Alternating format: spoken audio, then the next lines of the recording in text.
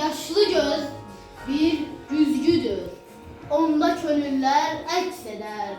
Gözdə yaşatdıqca qəlbin nuru artar ol qədər. Qətre-i eşqindən istə naümid olduqda kam. Kim ki ulduzla gedər, görməz o zülmətdə xətər. Qəlb varsa, əql varsa səndə, gözdən yaş axıt.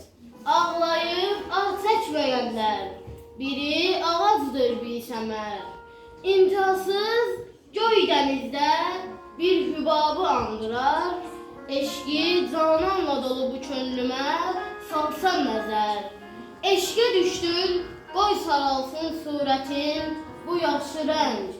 Eşq bazarı rəvacını artırır əlbəttə zər.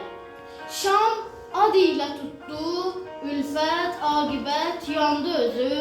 Kim tutarsa üns düşmənlə peşmanlıq çəkər. Ey Füzuli, kim düşüb bir qətti səlmin eşqinə? Bir köpük tək göz yaşı bəhrində sərgərdan gəzər.